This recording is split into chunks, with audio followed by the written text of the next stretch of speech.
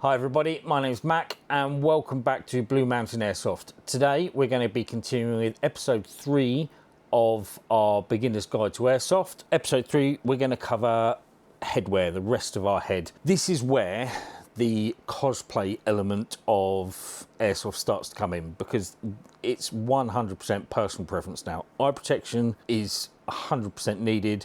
Lower face protection, highly recommended. Now we're getting into you just appearing the way you want to appear and having a comfortable day when you're out playing Airsoft. A few things that we need to think about now. We need to think about the weather. If it's really cold, we're probably going to want to wear something like a beanie that's a bit warmer. If it's really hot, really sunny, we might want to wear a baseball cap so that we've got that sort of that peak visor over our eyes, block a bit of the sun out, make it a little bit easier for us to see, keep the sun off of our face a little bit. Again, if it's really cold, a balaclava. These ones are really quite thin, but obviously you can get thicker ones. That might keep you really warm. In the winter, a thick balaclava, in the summer, a thick balaclava isn't going to do you many favors because you're going to probably get too hot. But it is personal preference. If you're playing indoors a lot, if all you play is CQB all the time, you're probably going to want to stick with sort of blacks or the darker sort of the grey multicams or black multicam. Those options are going to be better for you playing inside when you've got more darkness, more shadows. Obviously, if we're playing outside, we want to go with sort of the greens, the camouflage, those sorts of options. But it's completely personal preference. If you want to go, Rainbow Six style, all black get up, and that's what you want to play with outside, then do it. It's completely personal preference. When it comes to starting out, I'll just stick with a beanie or a baseball cap. They're nice and cheap. I'll put some links in the description below and some prices on screen to a beanie and some prices on screen to some baseball caps. Nice thing about, obviously, a beanie is just a beanie, like it is what it is. Baseball caps, obviously you're going to be able to get them in a variety of different colors. A lot of them will come with Velcro on the front and backs so that you can stick some patches on there if you want to, those sorts of things. So I'll put a link to a few down below. Balaclavas, you've got that choice, haven't you, of the thicker traditional balaclava or these sort of thinner ones.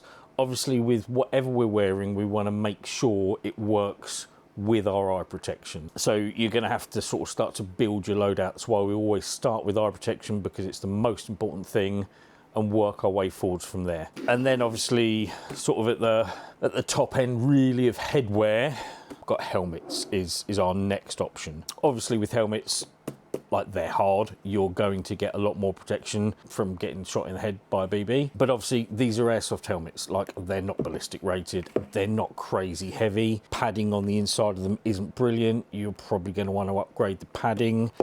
We can also get helmet covers that go on these to turn, this black one, as you can see, I've got a multicam helmet cover on there. Gives me, just that little bit more. It gives me some extra elastic straps for securing things, some extra Velcro, just makes it look a little bit nicer. Same with this helmet. I believe this is a New Pro Fast helmet. Price on the screen and a link down below. And then on top of that, I've got the One Tigris helmet cover, which again, price on screen and a link below. Helmets are my preferred option because they give you that little bit of protection. They've got some quite good ventilation in there. I can wear them with or without a balaclava depending on the temperature. The other reason that I go for a helmet is because it gives me the function to carry stuff. So I will obviously have a camera mounted either to the arc rail or to the NVG mount up front. So I sort of need that facility for me to be able to carry that, potentially with a battery pack on the back as well, so that I've got some longer recording times. There are some options here. You see This one is obviously set up for more CQB style stuff, indoor stuff. So this has got a set of goggles that are designed to go with the helmet. They've also got some ear protection on here, which is active noise cancelling. So it's got some microphones in there that pick up the sound and amplify the sound around. But then if there's any loud bangs, it sort of dulls them down to save your protection a little bit. And it can get quite loud if you're playing CQB inside that allows grenades and that sort of stuff. It can get quite loud. So yeah, so this is my preferred option.